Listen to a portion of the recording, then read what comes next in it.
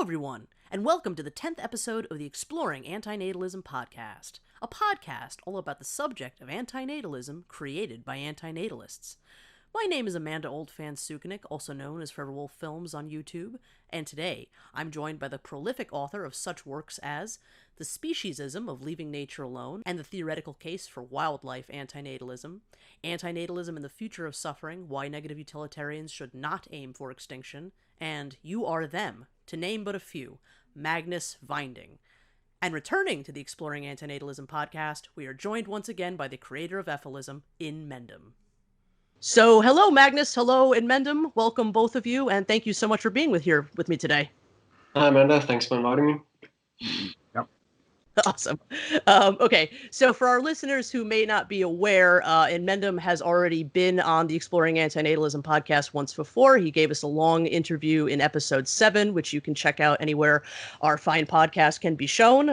If you wish to learn more about Gary, please go check out that episode. However, Gary, is there anything you wanted to say in this episode to introduce yourself? No. Okay, fair enough. All right. So Magnus, welcome. This is your first time on the show. To start us off, I was hoping I could just briefly ask you a question or two about who you are and what you do, and give our listeners some context. Can you tell me a little bit about yourself, the books you've written, and how you came to write about the subject of antinatalism, or wildlife antinatalism, as you have called it in several of your books? Sure, right. I guess basically I think of myself as someone who's just trying to do the most reasonable thing possible. So I've been exploring the deep questions of how we should really act in this world. So ethics, basically. I've been thinking about this and writing about this for about a decade now. And I started off very much as a classical utilitarian, inspired by the work of Sam Harris, actually. He's The Moral Landscape. And then gradually I've moved in more and more of a suffering-focused direction. So at this point, I would call myself a negative utilitarian, roughly at least. And beyond that, I would also say that I've moved in a less and less anthropocentric direction over time. So I've written about quite a few pieces about speciesism and why that's not justified. So I'd say that basically, sums up my views at this point in my development. Okay, excellent. And then, so how did you get interested in the subject of antinatalism? Right, so antinatalism, it's something that comes up a lot in the context of reducing suffering. Among philosophers who are suffering focused, I guess someone like David Bennett he's arguably the most well-known, at least within academia. Others include Jamie Mayerfeld and also Clark Wolf. They're both suffering-focused thinkers within academia. But so David Bennett is a prominent defender of what can be characterized as a suffering-focused view, although he's not really, himself will also say, he's not really someone who's a consequentialist focused on minimizing suffering. I think that's actually an important point, because oftentimes it can seem like people who are antinatalists will say that they are antinatalists because this is the best way to reduce suffering, basically. And I think that's a claim that's actually very much non-obvious, and I think there are actually some important counter-arguments to that view. Okay. Out of curiosity, just to sort of segue us into Imendham, out of curiosity, so in You Are Them, you do reference Imendham several times, and also quite a lot of Great Tide Show videos. So I just was curious how you came across Imendham's videos. Well, I just found them on YouTube some years ago, so there's not much of a story there, I'm afraid. Okay, yeah, no, that's all right. All right, so both of your positions have a great deal of things in common, as well as a great deal of things not in common at all. You are both suffering reductionists, or even suffering eliminationists, so to speak, but both roads towards that end that you both argue for are quite divergent. So Magnus, in your book, Anti-Natalism and the Future of Suffering, Why Negative Utilitarians Should Not Aim for Extinction, you do argue against anti-natalism, at least in the sense that it should not lead to extinction. Can you explain the position you take within this work, and if you still hold this to be true, and then feel free, both of you, to jump in. Right, so I should clarify that that was a piece I wrote 5 years ago, and it's not a piece that I agree with in anymore. I mean, so I do actually have, I do preface it by saying that it's a consideration that's worth taking into account. What I say in that piece, and what I say there is basically that there's a risk that suffering might emerge elsewhere if humans go extinct, and even that it could also reemerge here on Earth if, for example, if humans went extinct, or even if all sentient life went extinct. And what I would say about that at this point is, I mean, as far as I remember back then, I said that was, I think I framed it as like a decisive reason not to aim for extinction, basically. I think it's not a decisive reason in my view at this point, but I think there are other reasons that one can emphasize, and perhaps it would be worth going into those later. But yeah, I guess that gets at the gist of it. Yeah, sorry. Let me just qualify it. Okay, so if I suggested extincting 99% of the animal organisms on Earth, okay, and leaving behind the most intelligent ones, some 5 of them or 50 of them or whatever the number is you think needs to exist to watch the universe and make sure the universe doesn't do anything in the future that's stupid, would you say that you agree with that basic idea that, okay, yes, we didn't extinct intelligence, but we we prevented all of the suffering things from playing a stupid game that's pointless to play? Yeah, so right, I'm not sure what are you asking about a specific number, because I don't think it's like a binary either or. 9.99%. We eliminate everything on Earth except for human beings, 10 of them, okay? 10 human beings remain. They have infinite amount of technology, so to speak. I mean, they have all kinds of nuclear bombs. They have all kinds of weapons. They have death rays. They have whatever our technology can create. So they can monitor the universe. They can monitor the Earth. If they see anything that looks like it's going to pop up and be stupid, they can shoot it.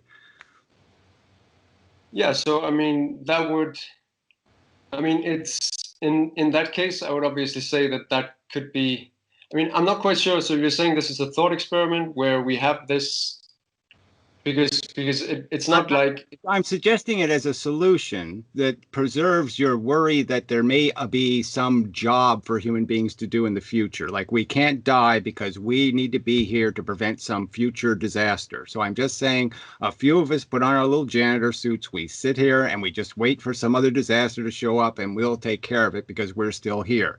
You're saying we need to preserve an intelligent guardian. Okay, so I'm just saying that all the non-intelligent animals then are superfluous to that function. We don't need wildebeest to be able to prevent harm in the universe. So wildebeest can go, all the other crap can go, and we'll just leave these little stupid humans to sit here and play whatever, Star Wars. Right, okay, so I guess I would agree that I think it would, other things being equal, it would be good if there were no non-human animals, basically. That is my view. But I should also clarify with respect to the view that I defended in that piece, that I no longer hold that to be what can I say? I mean, that humans need to be here. I mean, that also comes with, I can say, like certain risks that might be bad, all things considered. So it's not as though, like, for example... So you would allow me to take this thought experiment one step further and just say, let's forget about leaving humans behind. Let's just leave robots behind.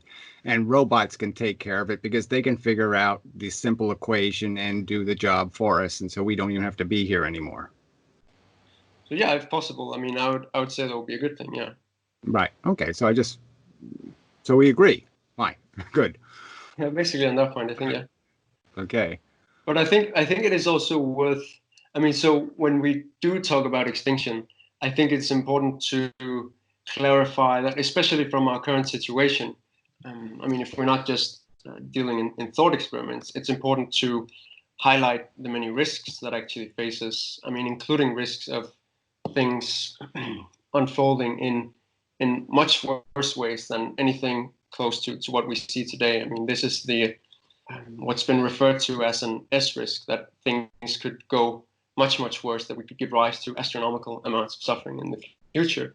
And I think those kinds of risks are actually extremely important to take into consideration for anyone who cares about reducing future suffering, because one could argue that these risks should actually even be our main priority, in part because they just contain so much suffering. So even if the probability is fairly low, it still would have great value and expectation to work on reducing the risks of these outcomes. And I think it's important to note that the kinds of actions we can take that best reduce these particular worst case risks or risks of worst case outcomes, they might well be actions that are rather different from the ones that, for example, address the kind of suffering that we see today, that it could well be that we should look into very different actions. And I think it's very much an open question, a question that demands serious research, what we should do in order to reduce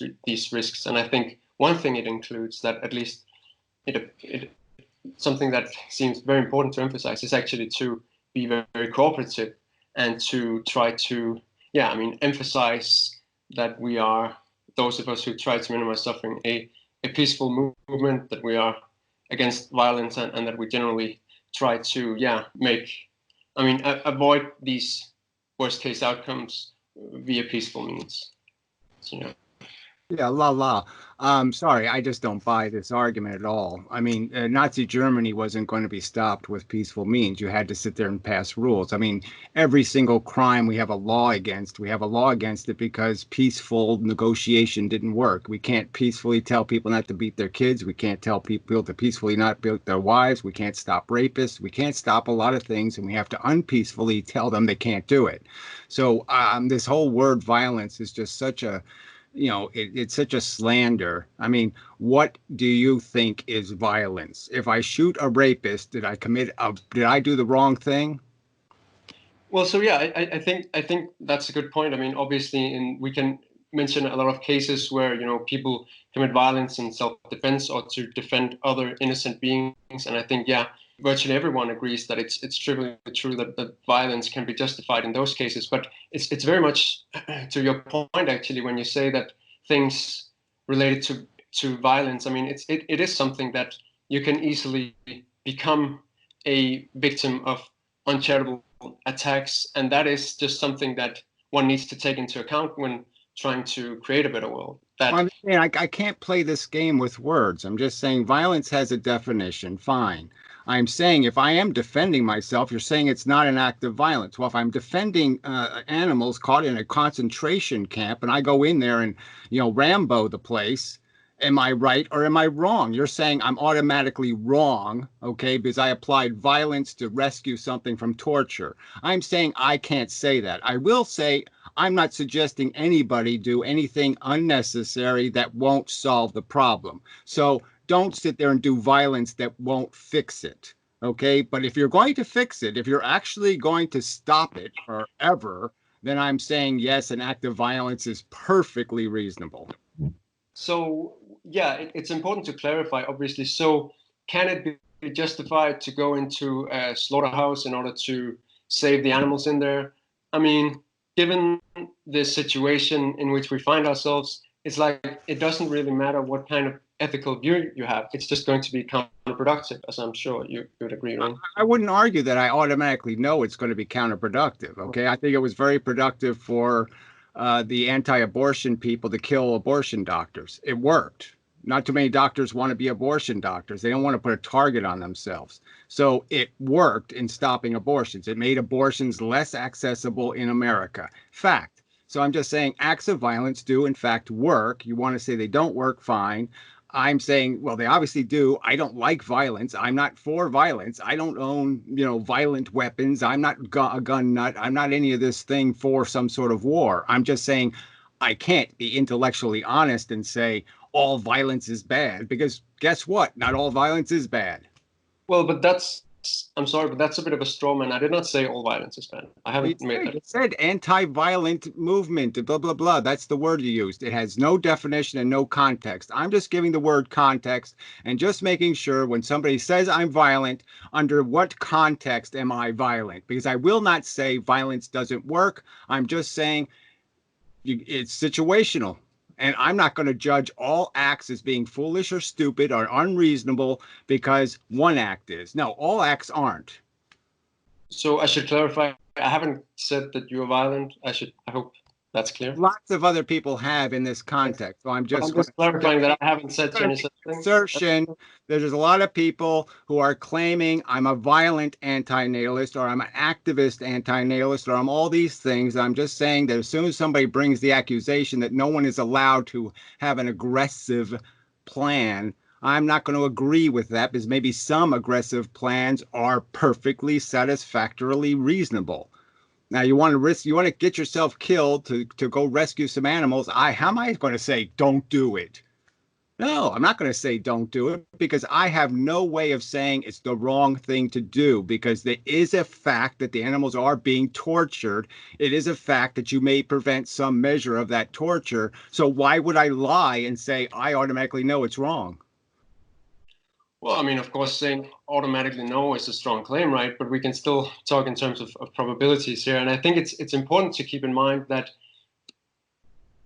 with respect to the future, that there are risks that our actions, they can not only pull people closer towards us in terms of values, but we can also very much push people away from our values, such as a concern for suffering. And I think that's a risk very much worth taking seriously. And I think it is something that I would agree that there's a risk, but I would also say that it's very 50-50. I could argue about how the French Revolution took place and how the American Revolution took place, and that these weren't majoritarian revolutions, and that it was a minority who stood up, and risked everything and put it all on the line, and they won. And the fact is that we might still be living under stupid kings if it wasn't for those revolutions. So I'm just saying I can't make some blanket statement that it is inappropriate for rebellion. Rebellion is a rational response to certain circumstances, and there's a point where maybe it's the only response that will work. Right, but so now we're talking about rebellion. I mean, in the case of this specific movement, I mean, of trying to reduce future suffering, I think there are good reasons to avoid these kinds of basically violence, and to try even to make an effort to distance oneself. Well, exactly. But I was just saying, I'm just saying that this is being used by other people to drive wedges. And I'm just saying that what's the wedge then? Be specific in what you're saying. Don't tell me that you're against the violence. Explain to me what violence is okay and what violence isn't. I mean, will you stop a rapist? Will you perpetrate an act of violence to stop that crime? I mean, yes, I think, but again, this is also something that is very uncontroversial, right? So most people would agree with that. But in the case of most people, we're just talking about a value equation. We know that most people value a certain thing. Well, we as intellectuals have decided to value something different. So we know the crime is just as bad. So let's accept that the crime is just as bad. Okay. The fact that most people don't see it that way is irrelevant. You know it and I know it. Okay. That the crime is just as bad. So we're just talking about the use of violence to stop something we can pragmatically agree is an equal crime.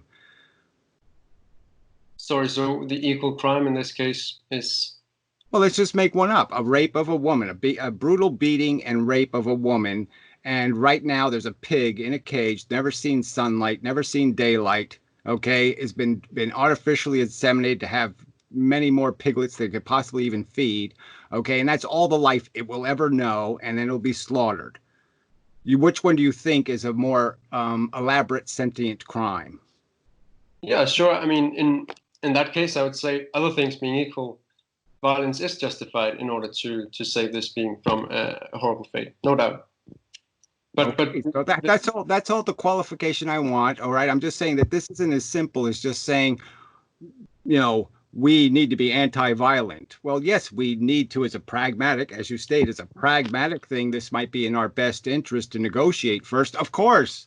Yes, let's first negotiate with Hitler. Yes. But I'm just saying, I'm not going to rule out that if Hitler is incapable of being reasonable, that sooner or later we should show up and D-Day him. So, yeah, that's the point, that in the context of being pragmatic and in the context of having to act in this real world, I think merely just making that latter claim in this context of trying to reduce suffering is very risky to say, and it can drive people away from our cause.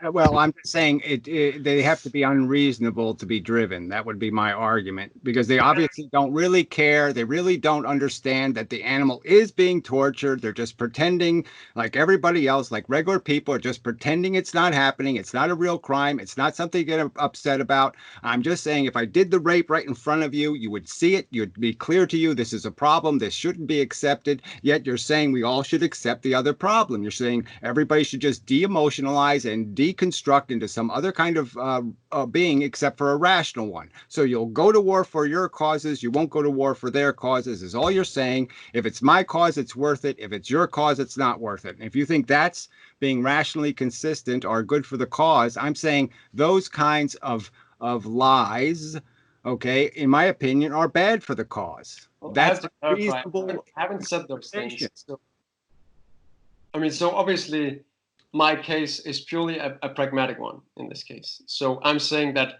violence doesn't work. And what you said was that it's not the subject. It's not the subject. Okay, why are you even bringing it up? There has been no case of anybody acting violently antinatally, right? So why are we even talking about the violence of some sort of strategy? Why is that even brought up as a subject? Why do we all have to say, oh, yes, I'm for antinatalism, but yes, I'm all for non-violent antinatalism? Why do I even have to have that conversation?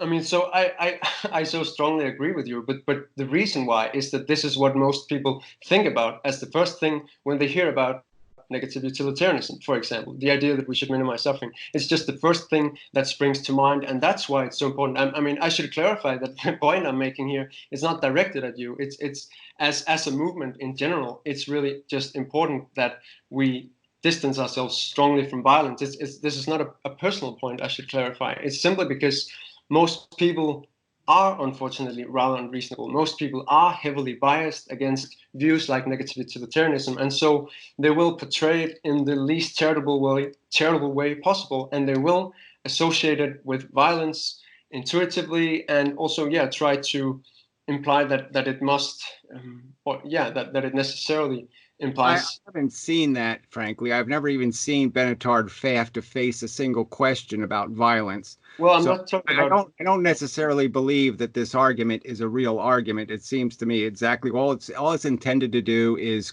create wedges on rhetoric, and we all have to speak the right kind of rhetoric or something. And I'm saying, I reject that. I'm going to change my reasoning skills. I'm going to pretend to be an idiot. To say things that are comforting. Well, forget it. That's not the argument. If you either understand the argument or you don't. Like I said, if anyone who understands what suffering is and how horrible it is will understand that, yes, you do whatever you have to in certain circumstances to prevent the harm. So that's easy. So you're saying that somehow these people have been persuaded to be antinatalists, yet they have no empathy. They have no motivation to stop a crime because they know it's horrible. They somehow, all of that, they're clueless to. I haven't said any such thing. So my point is rather, so the point is that antinatalists could be the most peaceful people in the world, like everyone. There could be no bad apples whatsoever. And yet people from the outside are still going to view the antinatalist movement and people in general who are trying to reduce. Says you. That's all I'll say to that. Okay, you want to argue with what I think is a phantom that doesn't really exist. If you haven't convinced them that the suffering is bad, they aren't motivated. They don't know that the rape is bad. Like there's some guy and he's saying, hey, chicks like it. You get a little aggressive. It's okay. It's fun. What's a little bit of a beat? I've been beat up 7 million times. No big deal. Okay. Now that person isn't going to become a very good antinatalist, right? Even if they say I'm against rape, they obviously have no empathy. They would never say they're against rape, would they?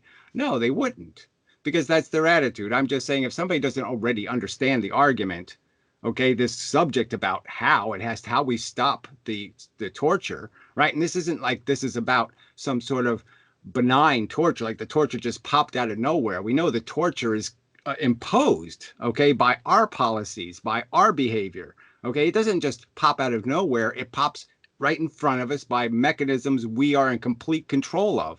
So let's not pretend we can't control it. Yes, we are under control. We're causing the torture, and we should understand we need to stop us. Yeah, but unfortunately, most people are extremely resistant to generally just even arguments for a position like negative utilitarianism. And this is not something that I'm making up. I mean, this is something I've very much witnessed. I understand. I'm just saying, what's the procedure of convincing them otherwise? My argument is the first step, the primary step, is them acquiring a real sense of empathy. So that is the first step. They have to see the other thing as themselves, as your title of your book says, they are me. Okay, they have to recognize that the torture might as well be happening to me. It is myself that is being attacked when that victim is being attacked. That they have to understand. If they don't understand that, any other words that follow, like I'm an antinatalist, mean nothing. Yeah, and unfortunately, my view is that it's extremely unlikely that most people are ever going to come to. Why? Why is it unlikely? Why? It's like the most ABC, easy to understand fact on this planet if you understand evolution. So it's like saying we'll never defeat religion, or people will always be cement-headed. This is something, I in reading your book, I just didn't like about it, because it implied we have a whole bunch of instincts. We don't have any. Okay, as organisms on planet Earth, we are the most uninstinctive organism there is. If you throw us into the wild, we are helpless. Okay, we don't even know instinctively how to have sex. We have to usually watch somebody else do it first. The whole thing's a mystery to us. We don't have one single natural impulse. Every single bit of our psychology is controlled by environment, by the culture. There's no desire to have kids. That's a fallacy. We know that all I have to do is raise a kid a little bit differently with, he likes video games, he likes this, he likes that. And if I don't teach him some sort of obligation, he has no clue he has any obligation to make kids. I mean, there's nothing in us that's instinctive. Zero. I mean, so that claim about intuitions and instincts is something I disagree with very strongly. And I think, modern psychology tells a different story, I would argue. But I think I'm wondering whether this is a digression relative to what we are most interested in discussing. I don't know. You think it's a digression? It's fundamental, essentially, to this argument of what persuasion is going to look like. You're saying I have to persuade people because they have a whole bunch of built-in instinctive mechanisms that are saying I can't believe that. I'm saying that's just rubbish. Human beings are selfish. Human beings are selfish, right? Yeah. I mean, my feelings happen. I'm the one feeling. My feelings I actually experience. I can't feel their pain. As a fact, I can't do it. I can synthesize some sense of it, but I can't feel other people's pain. And the simple fact is that if I could feel their pain, right, if I was a slave owner and I could feel the sore scars on the back of the slave being whipped, right, then all of a sudden that slave's not going to get whipped anymore, is he? Right? If I was a true empath or something and I could actually feel their pain, I wouldn't be perpetrating the act. So the only thing that prevents people from understanding is their selfishness, period. There is no other agenda that they can't get by. And even the whole argument of procreation, there's no animal on this earth today that has sex for the purpose of procreation. They just desire, okay, and that's it. They desire to polish penises, and it doesn't go any further than that. And all the rest of it is just bullshit, okay? That we don't do it for that purpose. Animals don't do it for that purpose. Evolution tricked us with a very simple mechanism. We didn't have to have an ideology to perform the act. We didn't have to want children. I mean, it's just a fact. So why say we can't get past something that isn't a fact? We have no native desire to have kids. Yeah, concerning what you said about that it's only because we are very selfish that we're not focused on reducing suffering. Actually, there are many counterexamples to that. So in this, so there are a lot of people who actually are very altruistic in one sense, in that they spend a lot of time and resources trying to increase future populations and increase the probability that there will be a large future population. And these people are not actually name one who's not a racist. Well, these aren't racist. These are, you can find scholars at the so-called Future of Humanity Institute. I'm not terribly interested in scholars, frankly. That's another thing in your book I found kind of obnoxious and annoying, is this reverence for individuals of any kind. You know, you got to take everybody on their word, not on their reputation. And this, you know, even the whole physics thing, you know, we could get into this whole field crap and all this other crap. You know, you're almost quantuming the universe with a bunch of woo that I think is superfluous to the function here altogether. We are individual humans. That's a fact.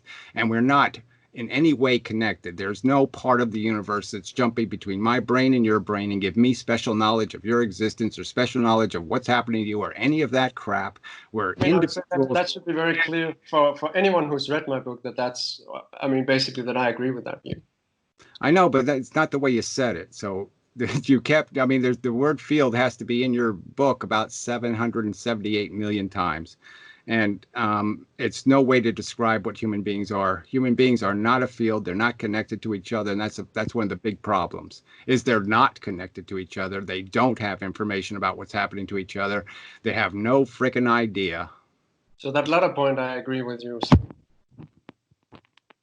Okay, well, I'm just saying it's just verbiage. I know. So, you know, but that's the trick here is articulating a point in the way that it's both accurate and pleasant to hear. So I'll concede I'm not a great poet, and my objection is that some of the terminology being used by people just doesn't cut it. You know, it doesn't cover the substance of the core of the subject, which is first off evolution. Evolution is a terrible, awful mechanism. I mean, it's basically intentionally serial killing all of these things. It's saying, I'm going to try to improve something by creating so many of them, and I'm going to declare 99% of them defective. That's what evolution's doing. I mean, right now there's seal populations where only 3 seals are passing on their genetics, right, of the whole herd of seals, and all the rest of them are just fodder. They're just to be used to create that one hero. So it's like having Olympics where, yeah, you killed 9,000 competitors just to have one guy stand up and say, I won. It's a terrible system, and that's what we're fighting. Yeah, I'm not sure what to say to that. I mean, I think it might be good to take a step back, and because perhaps I should, share what my impression is of your view. So I think that you're saying that basically most people, it's likely that most people actually will come around to agree with your view. Is that correct? It's my view that the only thing stopping it is high school education. I mean, it's my view that, yes, religion, silly fable, believing in fables for Christmas' sake, is what they're living for, is stupid fables, this nonsense. Yes, believing in evolution will destroy all enthusiasm. Yes, if you really understand what evolution is doing right now and what it's done for billions of years, you will understand we're in big trouble. This is a really bad serial killer we're playing with. We're playing little tic-tac-toe games with a maniacal, insidious torturer. This is Mangala all over the place, and we're giving him a Christmas party. You know, the God botherers are basically celebrating a system that is a mass torturer and murderer. So is your view that if everyone on Earth had a high school education, it would be more likely than not that humanity would decide to go extinct? It would have already. Every civilized nation is in domestic negative population growth. Every single one of them is in declining native population. And the only thing increasing their population is importation of the morons from the third world. And so, yes, I believe that you give people a high school education and they will go below that 2.2 replacement population number, and that's extinction. If that continues, it's extinction. Yes, Japan is going extinct right before our eyes. So, right, in that case, so, I mean, if you think that's, I mean, we should assign, I guess, a certain probability to that kind of scenario, right? And in that scenario, it wouldn't be, I mean, the difference that our actions would make if that's the way, the direction the world is Go ahead. Assign a probability. How exactly are you going to assign a probability? You know all of the possibilities, and I'm not saying anything specific about the probability, but you know, we can talk about it having some kind of We're already doing it. We're already there, and you're saying what's the probability of populations deciding voluntarily once they have a high school education to go into negative population growth? What's the probability? We're already doing it. Why do I have to argue about its probability when it's already taking place? Right, so I mean, but I'm just talking about. I mean, first of all, I mean, it's not really true. I mean, if we look at Japan, their population has increased over the last 15 years, and the same with China over the last 20 years. Okay, I no, there's no point in having a conversation if we're just going to bullshit each other. Okay, it's not a truth. It's not the truth. I'm sorry, it's not the truth. Their replacement population, their birth rate is below replacement. The fact is the people aren't dying, okay? They're living longer. Okay, living longer doesn't mean you've increased population. The fertility rate, that's what I'm talking about. That has increased in Japan over the last 15 years and in China over the last more than 20 years. It's still below replacement population. That is true. That is true. But still, I mean, so the point is just there are different future scenarios we can outline, right? And different futures demand different kinds of actions. And the reason why people are doing that, I think, is to make a futile argument. They're trying to pretend it's futile when it's clearly not futile. We're already there, and these people don't even believe in the cause. They're already becoming vegetarian for health reasons. And, I could make the argument in vegetarianism, we're already gaining ground just from the health reasons. We don't even have to make the empathetic argument, and we're already winning. So I'm saying that why would I think it's improbable that for example, human beings would stop eating meat when the trend seems to be in place where the more education people have, the more sophisticated they are as human beings, the less likely they are to be carnivores. So obviously, I should just clarify what my point is. Obviously, I'm not saying that it's futile to try to make a difference in the world. I mean, my view is very much the opposite. But the point here is just about our own actions and what kind of, basically, what value we have, because I'm interested in how can we take the best actions that minimize the most suffering in expectation. And the thing is that relative to future scenarios where humanity just does go extinct, or just decides that on its own, I mean, that's the counterfactual impact of our actions, which I gather would just be to expedite that process, right? That wouldn't actually be much of a difference compared to a scenario where, and we can say this is highly unlikely, but I would argue not negligibly so. Just that the future could be far worse. I mean, we could see population increases. Like, for example, this could happen by just like China instituted this one-child policy. We can imagine an authoritarian state that institutes policies where you have to have more children and strongly incentivizes that. In fact, there are historical examples of that, and I believe Nazi Germany. Historical examples based on religious states. So again, no, all we have to do, if we got rid of religious states right now, this conversation wouldn't even need to be taking place because it would be so obvious that people having babies seriously, and they're not doing it for silly cultural reasons. They're doing it for individual personal gain reasons. And when they do that mathematics, they figure out it's not in my best interest to have 8 to 10 kids. And most women would choose not to have those children. So there's a ton of women in the third world right now who have no choices, and them having choices is the biggest thing we can do, is give them the freedom to make a personal choice about what they want to do with their existence. And that's clearly the number one cause of current population growth. So I'm just saying, again, I'm all for making this argument, and this idea that somehow there's an obstacle is what I'm arguing against. There is absolutely no obstacle to our future being where human beings are just too sophisticated to play stupid games. They don't play stupid games anymore. Your theory of what the first future could be entirely depends on idiocracy completely winning, all the intellectuals dropping dead, and a bunch of morons taking control. But you also have to concede that is a risk, right? And that's something to take seriously and do our best to minimize that risk, right? And doing your best to minimize it means stopping the third world. It means telling religious people to shove it. That's the number one thing anti-natalists can do, is go to war with religion.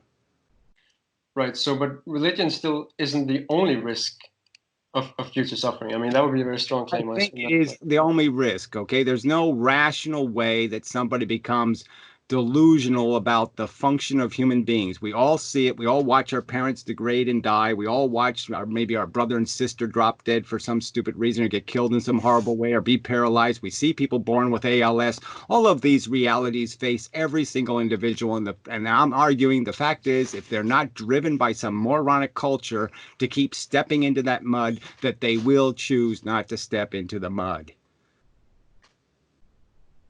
Right. But I mean, I would still just argue that there are other risks, and it's important to not neglect those and to take those other risks very seriously. I mean, so one risk, for example, that some people have explored and taken very seriously are risks of technological scenarios that go very badly, where, for example, you have things spiraling out of control because of technology, and that could give rise to, for example, population explosion in other kinds of sentient beings. And this is a risk. Again, it's not necessarily the most likely outcome, but again, that's not the point. I mean, to claim that a scenario is the scenarios that are most worth preventing are not necessarily the most likely, but they are those scenarios that contain the greatest amount of suffering. And I think if one's primary concern is to minimize future suffering, I would just... Well, I don't see how any of those concerns would ever implicate the natural environment in some significant way. So I don't see how... Well, the vast amount of suffering is not happening to human beings. Human beings are tiny percentage of the mammalian life, and they're a tiny percentage of the sentient life on this planet. So frankly, the fact that humans go a little loopy or do something double stupid or triple stupid would be a rather insignificant uptick in the amount of suffering on planet Earth. Yeah, but exactly, on planet Earth. So these worst case outcomes, they wouldn't just be contained on Earth. I mean, these things could potentially explode to outer space. And the point is, and this is very much not an intuitive point. Sorry. Yeah, okay, I'm supposed to see that that's somehow different than religious philosophy.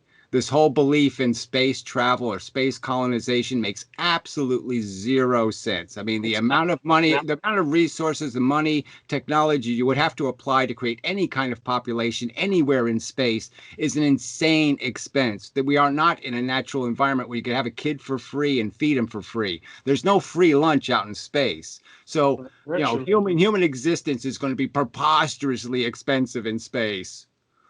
So that is true. But again, the argument here isn't necessarily that it's human life that's going to suffer. So these worst case outcomes, it could involve very strange kinds of suffering that, don't exist on Earth presently. Well, I know. So why don't I just invent every possible fantasy and then worry about it? I'm sorry, that's just a fantasy, in my opinion. Has the amount of probability that exists there is so small that it can't possibly be a focus.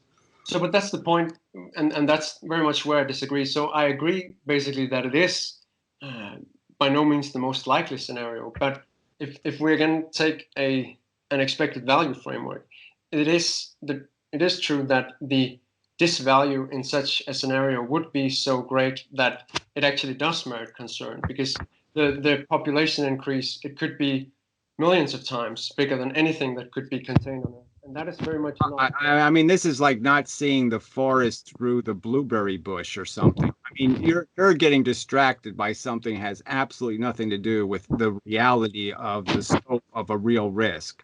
I'm sorry, there's no real risk that sentient life is going to somehow infest space. It just isn't a likelihood.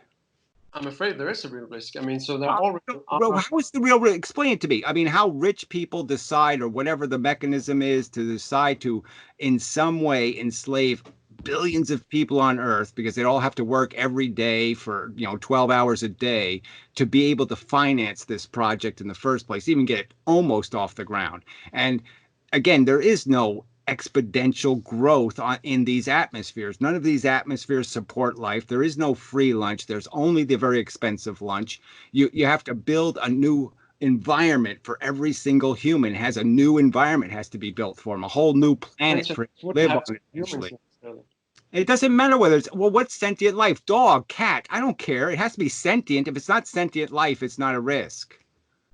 Well, yeah, I totally agree. But again, I mean, so we can imagine forms of sentience that could be, and again, I'm not saying this is the most likely outcome, but there is a risk that sentient life could be maintained. Well, let me say that I had 5 hours to go through all of the physics, okay, and explain to you how there is no probability of other sentient life, that our own evolution has enough documentation of how unlikely this chemistry is. It is preposterously unlikely. About something evolving independently. Going so to this is something that could be human created. It's not going to happen again. No. So yeah, as I just stated, I'm not talking about life emerging anew. I mean, I'm talking about new forms of sentience that could be created by humans, technologically. I mean, create sentience. I mean, it's not a reasonable. I'm just saying, I need 5 hours to explain it to you, but just going through the biological evolution, there is no room for humans to sit here and play some experiment where they can build a sentience. A sentience isn't a computer.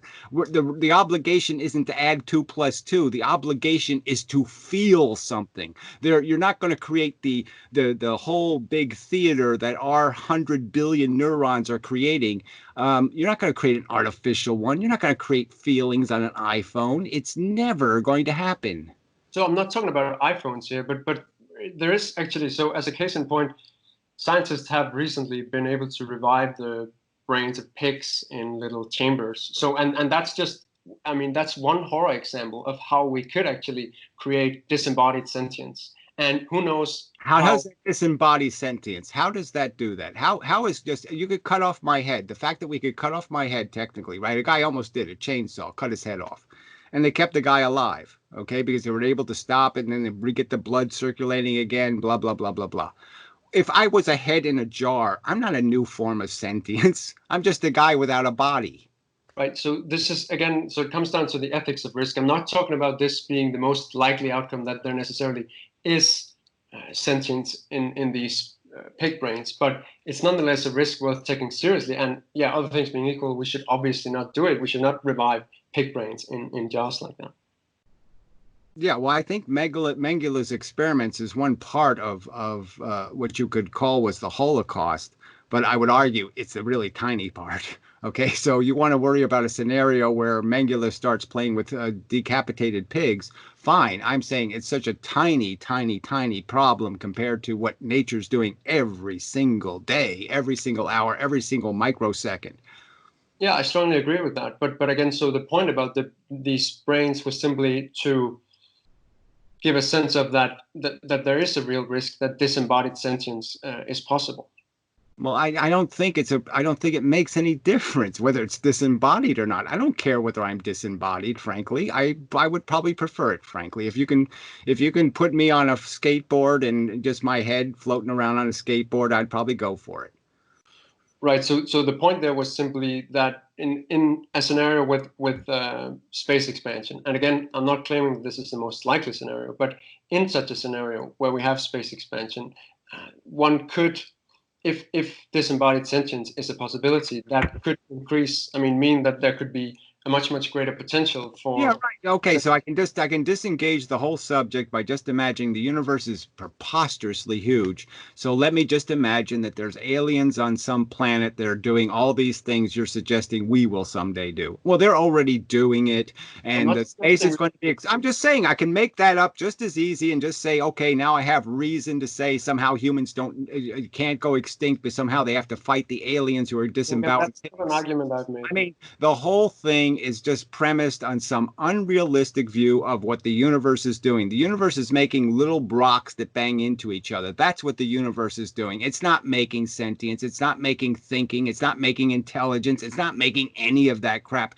We only have on this earth because we got into a 2 billion year long evolution struggle, and that's why we have intelligence, is because it was a weapon. It's a tool for killing other animals and stealing their goodies. That's why we have it. That's the only reason we have it. It has no other purpose in the universe but to help some little organism do his little selfish thing of murder his brother. Period. Yeah, I'm not, again, talking about sentience emerging elsewhere in this context. I'm talking about what humans could artificially create. If we're talking about what the universe is doing at this, if we're talking about what humans are doing today, right? So humans One at a time. Just finish my point. So if we're talking about what's happening on Earth today, right? So humans are at the moment, we are exponentially increasing the number of beings who are living on factory farms, and yeah, hopefully that will. Sorry, it's not exponential. It is over what kind of period of time? Exponential over what? 50-year periods? Well, yeah, roughly that. I think. Yeah. Okay, so let's understand that yes, we're a long way from 50 years ago. Okay, guess what? America's changed. People aren't smoking cigarettes, long cigarettes, and get them stuck in elevators. I mean, the world has changed in 50 years. I've watched it change in 50 years. I very much, yeah. I mean, there's no doubt that a lot of things have improved, and that it's very likely that improvements will continue. But again, we are talking about the worst case outcomes here, and the importance of reducing the risk of those. And what I'm saying is that we can imagine scenarios, and this is not even fanciful, right? I mean, we can imagine scenarios where humans just continue increasing the number of beings that we impose horrific suffering. I mean, it's conceivable that we could take this horror show even into space, because if we just have so little concern for suffering. And I think, frankly, recent political trends don't bode all that well. I mean, I don't think we have great grounds for optimism. I don't think there's any point in looking at political trends, because the political trends are based on politics that doesn't work. The two-party systems doesn't work in any country anymore, right? Because the rich man, poor man argument can't be made anymore, because now the like I said, the liberals have gone crazy and decided to do everything they can to ruin countries. So yes, you can't vote for them because they're going to ruin the country. So yeah, that's the real politics. But if these subjects were individually taken, people are becoming more empathetic. People are more concerned. People are concerned. They do want a better system. They do want things to work better. All right. And the fact is they're not giving a rational choice to fix it. All right. They're giving two lousy choices and said, pick the worst one. All right. It's evil or double evil. Yeah, but the increasing amount of resources has also meant that even if our willingness to reduce suffering has also increased, then the fact that there are sadly still a majority who do want, for example, meat from factory farms, does mean that we have still just increased the number of beings who are suffering on factory farms exponentially. And yeah, so it's even if we see improvements in terms of our willingness to reduce suffering, that doesn't imply that that's necessarily sufficient in order to avoid very, very bad future outcomes. I mean, bad even relative to how things are today. I'm saying there's no point in taking away the little progress we have and pretending it doesn't exist. So you want to pretend that progress doesn't exist and we're going to go backwards instead of forwards. Okay, go ahead. Go ahead and believe that. Go ahead and worry about stepping backwards. Okay, I'm not interested in worrying about falling down the staircase. I'm worried about stepping up more stairs. So I'm going forward with an argument that can win, and I'm not going to sit here and burden myself with a suit of armor and shields and defensive weapons that are so heavy that I'm going to fall down the stairs. No, forget all that crap. I say march forward, not backward. Yeah, march forward. I mean, I'm not quite sure what you mean there. I mean, so... Well, you're just bringing up all these antiquity, these boogeyman's of antiquity. You're sitting here bashing me over the head with history, like somehow history is a lesson when it isn't. Okay, there's no unsustainable curves in real history. So yes, people can do stupid things, but it always has to end. We're going to run out of oil. That'll be a fact. Okay, it's just going to happen. Lots of things are going to happen, and unsustainable curves will have to end. And I'm arguing that we're already seeing the progress in the sense that we know that population has reduced, and the only place it hasn't reduced is where real ignorance is the enemy. People are having babies when they're 13 years old. We know what the enemy looks like. We know where it is. So there's no point in pretending the human race is the problem. No, it's not the human race. It's one ideology that's the problem. And if you fix that ideology, you have, in fact, fixed the problem. You're 90% up the staircase, I would argue. You're 90% up the staircase when you educate a human being, because then he has appreciation that having kids is a huge responsibility. It's not just a free lunch. Not everything doesn't go over. They know the fairy tales aren't true. They know God isn't going to clean it up. They know that this whole story of, Prince Charming and Snow White go off to the castle and live happily ever after. They know that doesn't happen. You actually get cancer and you die. Okay, you don't do any of this happily ever after crap. So I'm just saying that that's the enemy. The fables are the enemy. The fake stories about reality are the enemies. And most people are empathetic. They just aren't being given any tools to apply their empathy. Most people would vote for a rational right to die. It's a fact. Politics won't allow it to happen. Right, but even if most people are empathetic, it's also true that most people are extremely optimistic. Like, for example, many of those who are eager about going out to space are secular people rather than religious people. And these are people who very much do want to increase. I should qualify the word religion by including modern physics. Okay, yes, modern physics is another religion. It's full of wooey, made-up bullshit that's just there to destroy the idea that, oh, we're determined. We have to find a place to make free will out of random crap. I mean, it's woo physics. So yes, there are intellectuals who are just doing the modern religion thing, right? They're crystal chasers. All right, they're not chasing Jesus or Mohammed, they're chasing the magic crystal.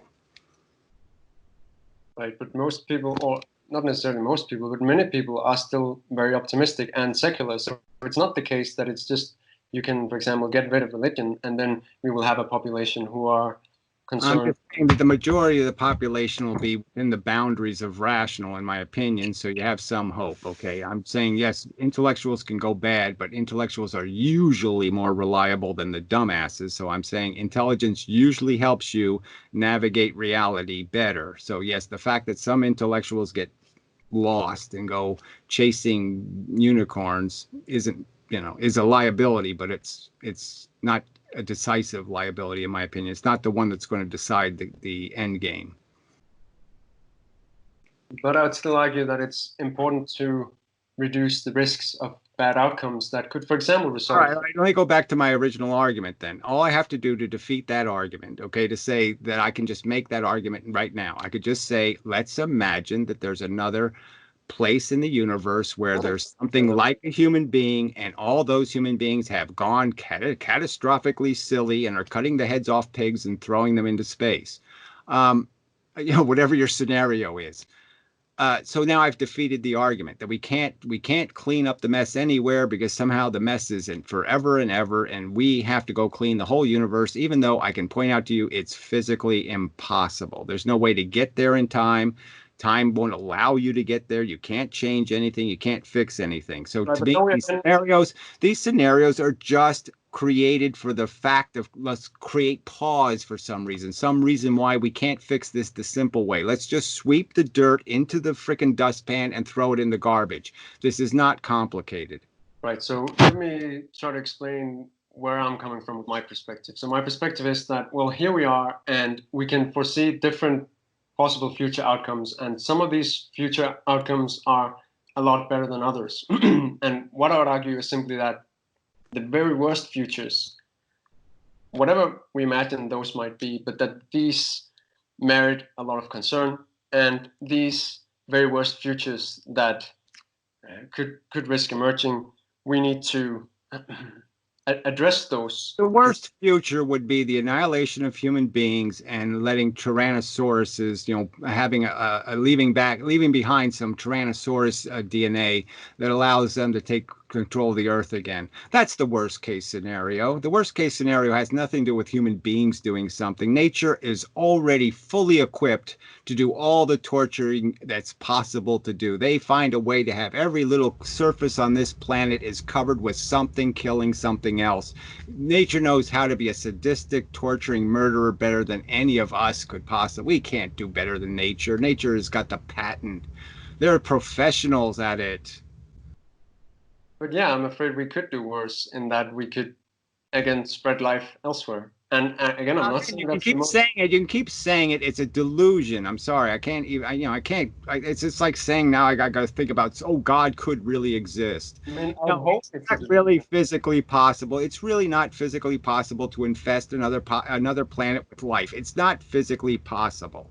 Maybe it's worth clarifying just very briefly that the argument I'm making isn't really an argument about humans staying around or any to give us reason to pause about making an effort to prevent suffering. I mean, on the contrary, the I mean, it's true in one sense that I would say that we should pause, and we have good reason to pause. And what I think we should pause and do is that we should reflect deeply about, yeah, again, different future outcomes and what kinds of actions we can take to reduce the risk of the worst future outcomes. Again, because for example, it can be tempting to think that one kind of action will be the optimal action in all future scenarios. Like, for example, that we should push for antinatalism, although, I mean, by the argument that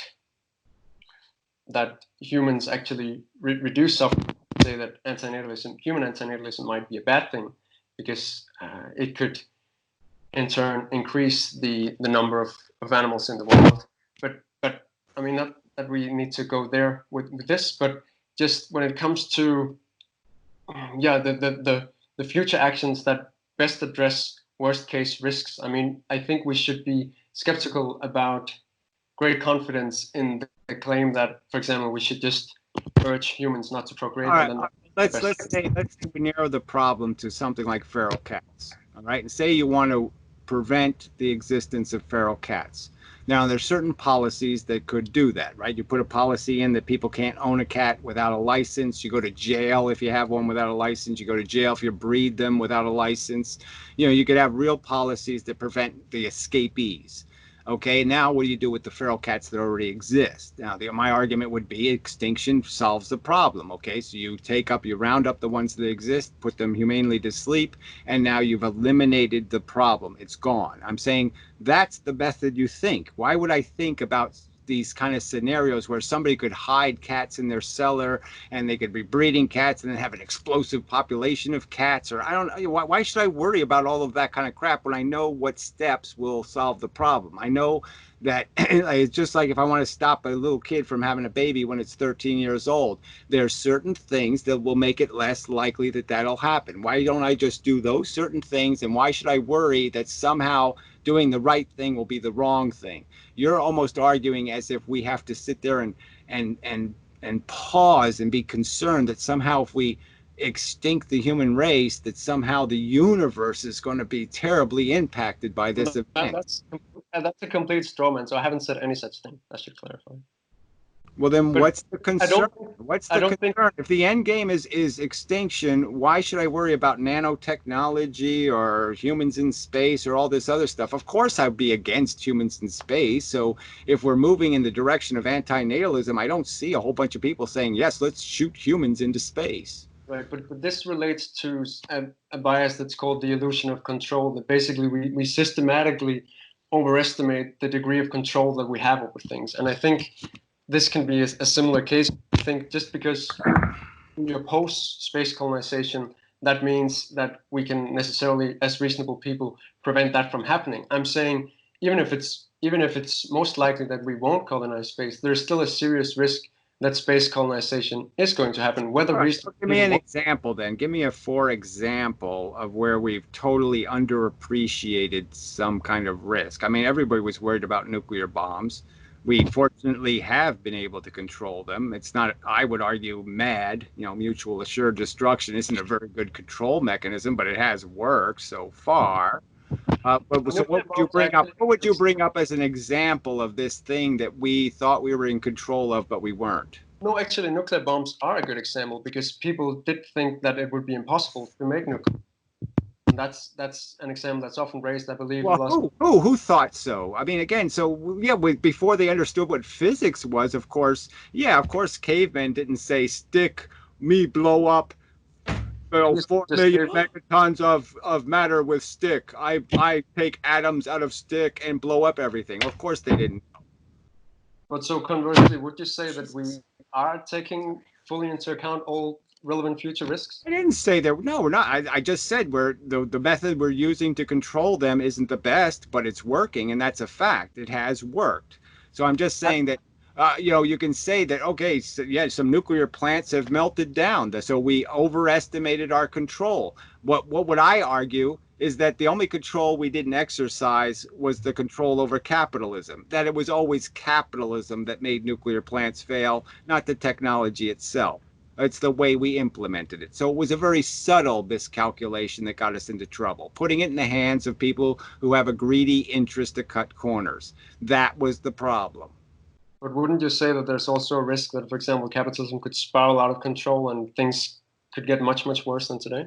And by what probability are these huge spiraling unanticipated consequences? You're saying there's a whole bunch of unanticipatable complex scenarios in which this effort goes all bad. What I'm saying we've learned from history, or learned from repeating this process of having to defeat enemies anyway, is that you learn certain strategies work. People write books about how to win a war. I mean, there are strategies that are reliable and effective. There are, I would argue, in every case, people should use caution and be as deliberate as possible. But there's no point in somebody sitting here calculating all the possible ways that something that 99% of the time works will fail. That is a waste of time, in my opinion. It's that time again. It's time for the annual Why Are You an Antinatalist Contest, now in its 6th year. For the last 5 years, antinatalists, both established and brand new, have been submitting videos and written responses explaining their answer to the question, why are you an antinatalist? This year's contest will host 3 categories: videos or written responses from established antinatalists, videos and written responses from new antinatalists, and video and written responses from people making an argument against antinatalism. All forms of anti-procreative peoples are welcome to submit, be they child-free, vehement, EFIList, or antinatalist. I'm starting the contest early this year, and we will run longer than usual, so your current submission due date is June 15th, though there will likely be an extension. Once the due date is passed, we will vote on winners for all 3 categories, and each winner will win a prize. Can't wait to see everyone's submissions this year. If interested, visit my YouTube channel, Foreverwolf Films, for more information. Okay, I'll pose the second question. I mean, you guys got into some of this already, but it's worth going over it again, I think. I think insofar as nature, it's safe to say that both of you would agree that there is a responsibility to intervene. Magnus, in You Are Them, you talk about the wrongfulness of inaction. So in how humans should intervene is where I think there are probably a lot of disagreements between the two of you. The speciesism of leaving nature alone and the theoretical case for wildlife antinatalism is somewhat similar to an EFIListic argument that you feel it is necessary to intervene in wildlife suffering, though I'm not sure exactly if you're in favor of wildlife extinction. And obviously there's a lot of divergence in how you both would deal with that large problem. Yeah, so I mean, yeah, I would say that in theory it would be a good thing if there were, I mean, if all non-human animals were phased out, basically. That is my view. So what I was saying was simply that, yeah, I mean, I do agree that it would be best if there were no non-human animals, if they could just be phased out peacefully. But that's very different from saying that we should go out and kill them, or that we should advocate for that. Because, again, that comes down to the pragmatic issue, that this is something that people would react very negatively to, and that they would just, yeah, basically we would antagonize people and push them away. I don't think that's like saying you're going to antagonize somebody who's already accepted euthanasia, and the idea that they would put grandma to sleep a little bit early, right? She could live another year, but they'll give her enough morphine to put her away now, and they understand why you do that. You put it away. You finish the problem. You fix the problem. So I think this is a false argument that somehow people can't get that sometimes you have to break some eggs to make an omelet kind of argument, that yes, it isn't pretty, it isn't great, but this is what you're going to have to do to stop the infestation, that you're not going to get any perfect solutions. You're going to have to, it's like this coronavirus. Everybody wants a perfect solution. Well, perfect solution isn't going to show up. There's decisions to make. It's going to cost you an awful lot of money, which means that's death too. Every time you lose $5,000 or $10,000 here or there, you can buy a human life for $10,000. You can buy a lot more than one. So we know that the expenditure of resources is life. So these are just factual equations. And so I'm arguing that yes, people can understand that you have to bite the bullet, and you're not talking about doing anything unnecessary, nothing gratuitous. No one goes out and hunts the animals and has fun shooting them or any of these kind of silly scenarios. It's a sad fact Okay, and you deal with the sad fact. Like I said, you catch a feral cat and you humanely put it to sleep. You don't cut its nuts off and throw it back in the wild. I mean, it's cruel. It's counterproductive. The solution is to fix the problem, and the solutions require some sacrifice. They're just not free. Everybody wants the solution to be almost like I should make money. I want to make money on the solution. I want my life improved with the solution. No, solutions are actual work. Okay, so you have to lose something. You have to give up something to have your shiny city on a hill. You can't build it out of nothing. You can't build it out of hope.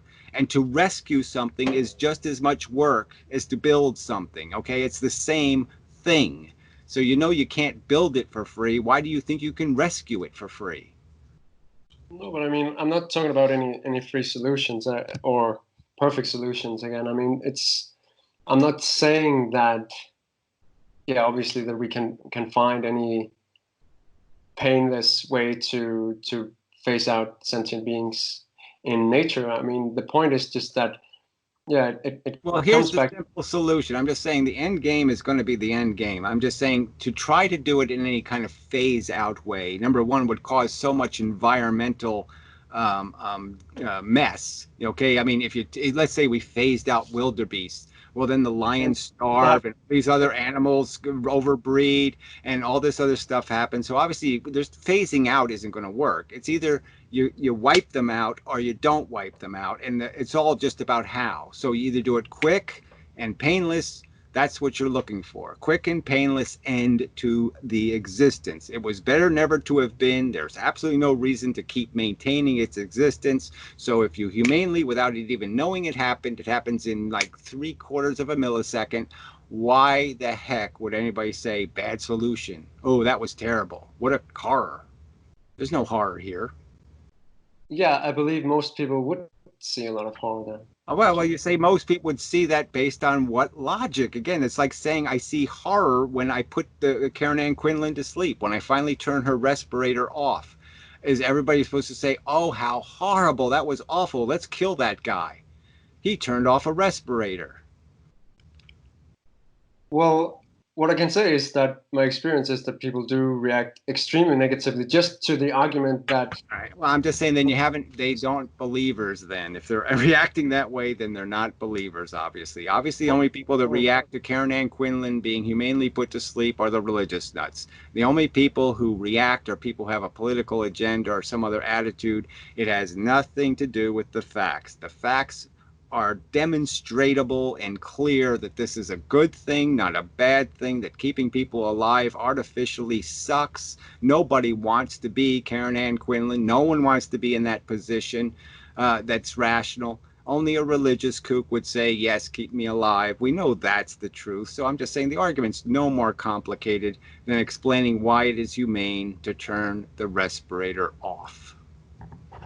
Yeah, I basically agree that it's not a very complicated argument to argue that, yeah, in my view, it isn't that the sentient condition in nature is extremely bad and that it would be better if it weren't there. But again, I don't think most people are going to accept that. I guess if I can ask, I mean, what is the alternative? I mean, if what Imendham is saying is that the putting nature in hospice, essentially, the euthanasia road to alleviating wild animal suffering, if that is so reprehensible, what is exactly the alternative? And that is something that very few people have really put forth. I mean, what exactly is the alternative? What is the other solution that would not include that? And what if that is the only possible solution?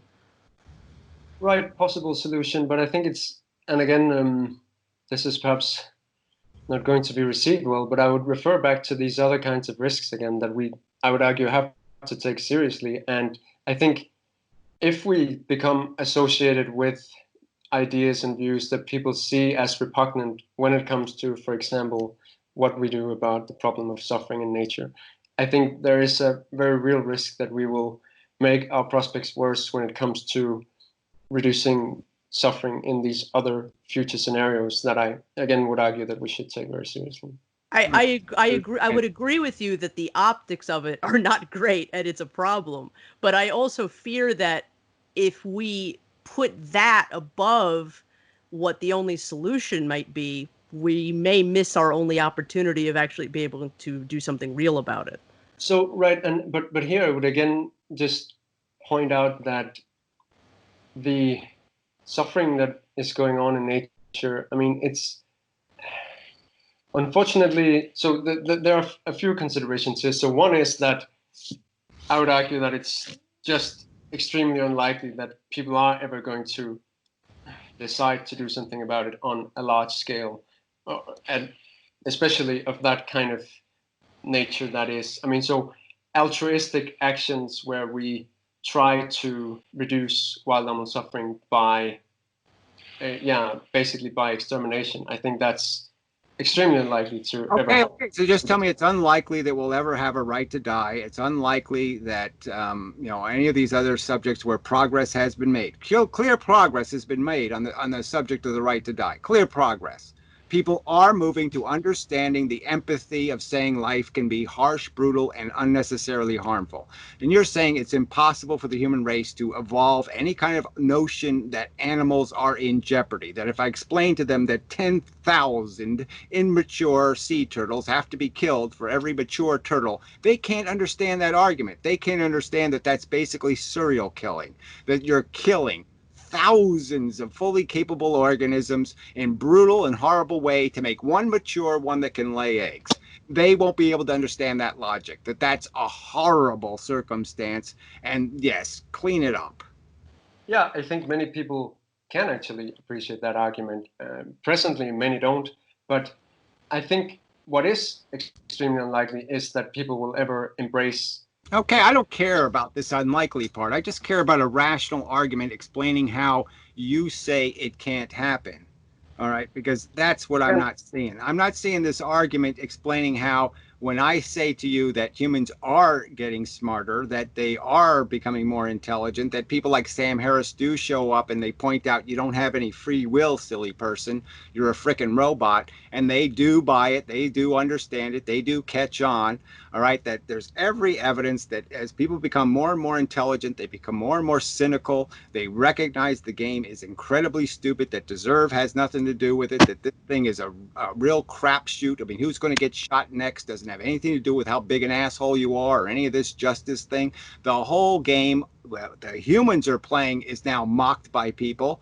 I could also point out, just as an incidental on this whole idea that humans love making babies. Well, how come there's not a huge video game industry making the I just had a baby game? How come that's not the #1 video game in America, having a baby? Well, because it's a shitty game and everybody knows it and nobody would play it. Right. So again, I'm not saying that we can't make a difference. I'm not saying that we can't make people understand that the problem of suffering in nature is human. Well, you did just say that. You said they can't understand because you're saying that somehow they're going to understand in a different way than I understand.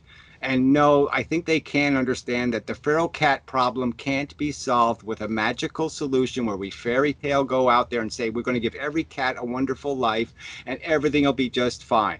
Because we know, #1, it'll cost way too much. There aren't enough homes for all these cats. There's no possible way to fix the problem that way.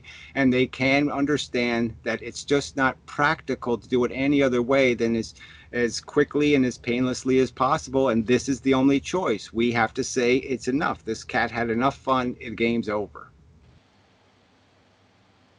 It's going to die anyway. It doesn't have anything to do.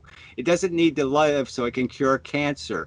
You can't justify its existence because it's going to protect the universe from sentient life. No, the feral cat isn't going to do any of those things. So there's absolutely no reason to continue its existence if you can just put it to sleep while it's already asleep. Let's just kill it while it's asleep, and now they'll never even know anything happened. It can't possibly be defined as a harm. You're saying this is too hard an intelligent argument for people to understand, that there's no way I could be harmed if I drop dead in my sleep. That there would be absolutely no way for you to say, oh, the pain, how horrible, he tortured, he was suffered. No, people would say, I get it, he didn't suffer. It's sad, but he's dead. But unless he had some use, I really couldn't care less. I mean, if Portugal blew up tomorrow, if a black hole hit the Earth and Portugal got sucked into it and was gone, it just didn't exist anymore, would I be a horrible person if I said, gee, I couldn't care less. And this doesn't really relate so very closely to the practicalities of, I mean, are people ever going to, so first of all, would they accept an extermination option for nature if it were possible? I think most people wouldn't. I don't think you could convince most people. I think most people. That's fine. I'm saying then you might as well forget about having any conversation about reality. Then you might as well forget about educating them that apples are different than oranges. You might as well say I can't explain to them 3 dimensions or something. It is such a simple argument. And again, I'm going to argue they are understanding. That's why we are making progress in terms of understanding that life isn't free. It isn't some sort of free lunch, that it comes with a huge cost. People are getting those arguments. And I say, so you're just saying to me, nobody will ever have a rational policy about feral cats because they're always going to try to have a fairy tale solution. They'll never accept a real solution. And I'm saying, bull. I wasn't talking about feral cats, so there are some relevant differences there. But another issue is the underlying understanding. There's one at a time. So how would you ever actually have the proposed extermination solution? Because how could it possibly play out? Because most people would. If you understand physics, all it is a physics question. All you're saying is can I make the planet Earth too toxic for anything to live on it? Yes, I can. So it's not a physics question. It's a question about how can you possibly convince people to do something that would. Yeah, I mean, they would also exterminate because themselves. It's intrinsically logical. If they believe nature is killing a bunch of animals in a horribly, unnecessarily torturous manner, that the equation doesn't make any sense, 10,000 killed children for one adult, that it doesn't make any sense. As soon as they know it doesn't make any sense, that it's a huge loss, they're going to say, how do I get those red numbers off my book? How do I get those deficits? How do I get those debts off my credit card? You don't think people are too selfish to ever take that kind of argument? But selfish how? How is it selfish? Again, they've already accepted their own extinction, presumably, in this equation. They've already accepted that humans won't exist. How is selfishness in the equation anymore? Well, I think humans will continue to be selfish. I don't. Like I said, so you don't believe that they will go to extinct, that you think that somehow, even though the individual humans all say, I really don't want to have 10 kids, I really don't want the responsibility of being subjected to ridicule because I made a decision for somebody else, they get all of this logic, and you're saying that can't happen. All right, it's fine. You don't believe it can happen. Fine. I'm saying everything is an indication that intelligence realizes the game is stupid, and that's where we're heading. Intelligent people will realize the game is it's unfruitful. Yeah, I mean, I'm afraid I am more pessimistic than you in that respect. Yeah, well, I'm just saying we've already won. And you're saying it's not possible, it's not probable. We're already on the brink of it right now. Well, I don't really see that. I mean, the human population. Yeah, go back 1,000 years. How many babies did the average woman have? Yeah, surely a lot more than today. But again, yeah, I mean, so the fact that birth rates are declining, I don't see that as a compelling reason to think that in the future humans are going to decide to basically exterminate all sentient life. Well, the two subjects are a little bit different, but I just pointed out why they would decide. You're saying they will never believe that it's wrong to kill 10,000 baby turtles to make one adult. They'll never understand that argument. You're just telling me they'll never get past religion. I'm saying, of course, they're going to get past religion. Okay, it's happening. It's already a ridiculous. People are already easily mocked for being so foolish to believe in these silly fairy tales. If anyone takes evolution seriously, there's no way except playing silly games for silly reasons to think it's anything else but a horror story. Yeah, I agree. But the question is, again, I'm not at all optimistic that most humans are ever actually going to concede that one. Well, I guess you think very highly of yourself because you're thinking that they can't figure out what you figured out. It's not that they can't, but it's just that they're not necessarily that motivated. They're not what?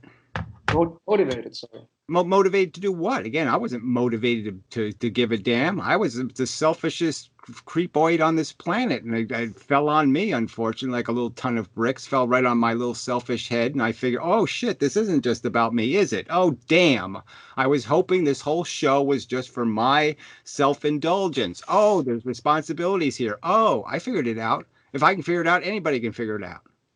Well, unfortunately, most people don't seem to. Well, again, you're saying most people don't seem to, and I'm saying the only thing that's stopping them from seeing it is just mass psychology. As soon as the psychology changes, again, the vegan argument wins. When people hear it, it wins. It's the only people who it doesn't work on are the ones who are in their safe little club. I'm saying as soon as veganism becomes a 40% equation or a 30% of the population, and it's always in people's faces, okay, it's going to win, and it's going to win more and more. And as their numbers shrink, their ability to make an argument or defend themselves will also shrink. Just like somebody who says, I love dog fights, or I love cockfights, or I love bullfighting. All of those things went away, and people who believed that was good were mocked and ridiculed as just cruel, evil people. Right now in the Islam, they have dog fights and cockfights, and they all go there and bet and enjoy it. Do they think you're doing it for any other reason than because they're stupid? No, the only reason they're doing it is because they're stupid. Yeah, I'm not sure what to say to that. I mean, so the view that we can convince most people, I mean, again, I think veganism is also a separate subject, right? Because it doesn't even have to question people's existence, right? So we can just have technological innovations making animal products obsolete, and in that way, I mean, I think that's very likely to happen, just even because of technological progress, and aided by. Well, I think it's likely. I think that's rather unlikely, just because it'll always be expensive. So I think that's a pipe dream. But yes, right now they make little fake hamburgers out of crap. It's not about taste. People don't eat animals because it's about taste. Okay, there's lots of vegan foods that are perfectly tasteful. Okay, I mean, I could eat potato chips all day long. I could eat potato chips. People eat meat out of tradition, nothing else. It's just a habit. It's like smoking cigarettes. They're addicted to it. That's it. Nothing else. Yeah, I agree. That's largely the case. But again, when I'm saying innovation, I'm not just talking about. I mean, I'm also talking about innovation in plant-based products. Just to clarify. Well, I'm just saying I don't think you need it. What you need is innovation and education, and that's already happening. Like I said, the internet exists. Kids are growing up in a world where they know the choices out there to take. Okay, when I was a kid, I didn't even vegans weren't even a real thing. They were like some sort of anemic, sick people who couldn't eat meat. Okay, it had nothing to do with a philosophy. All right, so I'm just saying that clearly the tide has turned. Okay, and it is going up. It's moving in the right direction. Well, I agree there in the case of veganism, but I think that is disanalogous from the case of humans deciding to exterminate themselves.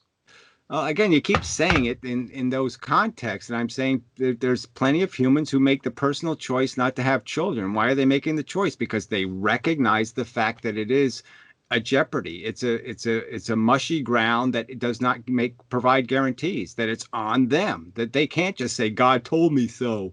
Everybody else was doing it. Those excuses don't work anymore. It worked in the 50s. It ain't going to work in the 2020s. It's a new world, okay, and you're going to be pressured to explain yourselves. And the more people have to explain themselves, the more we win.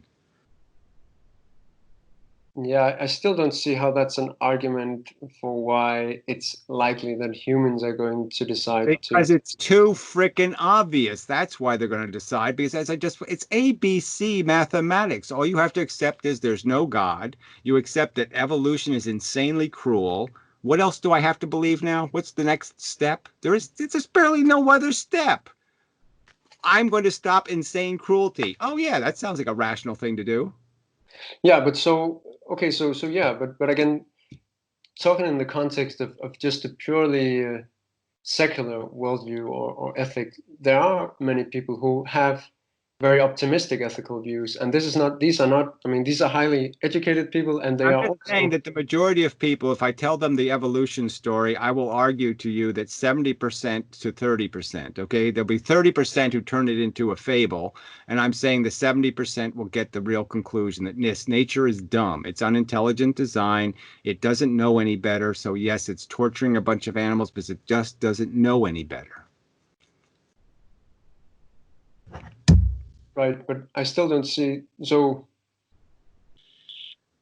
you think that most humans are going to become pessimists, essentially?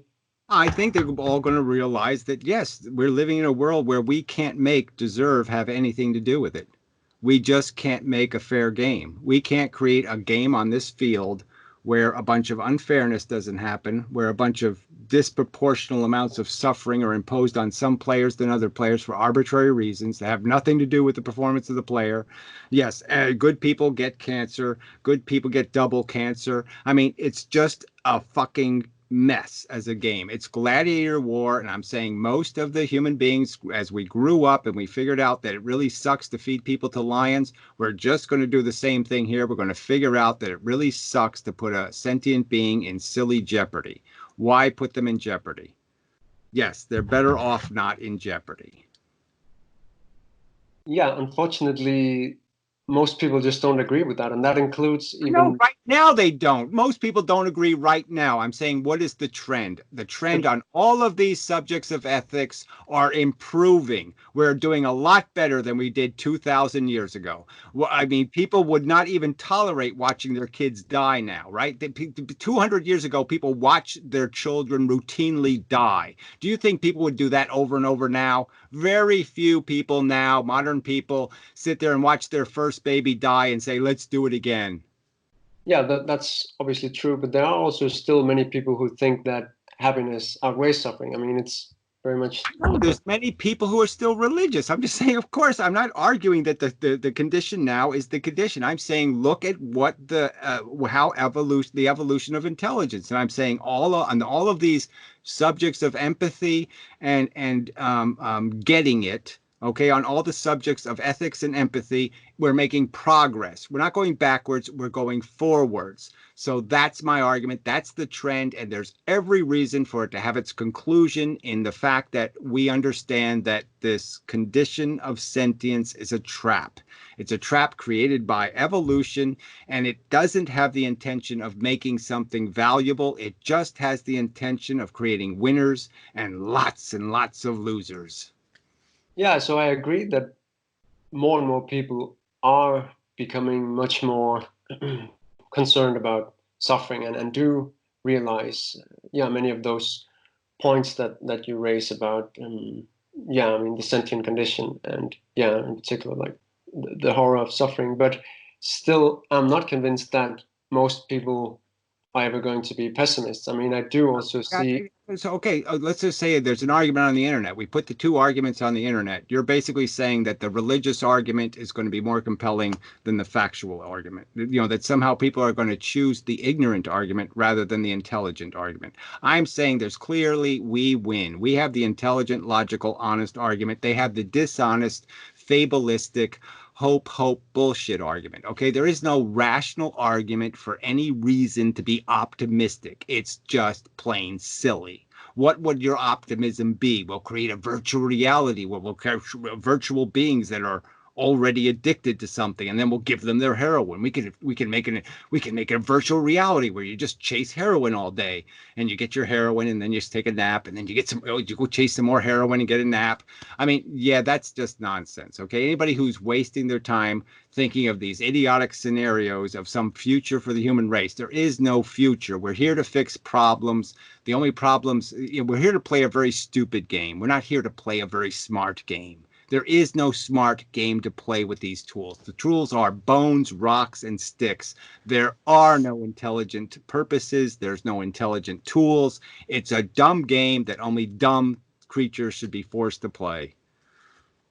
And they shouldn't be forced to play, obviously. Nothing smart would play these dumb games.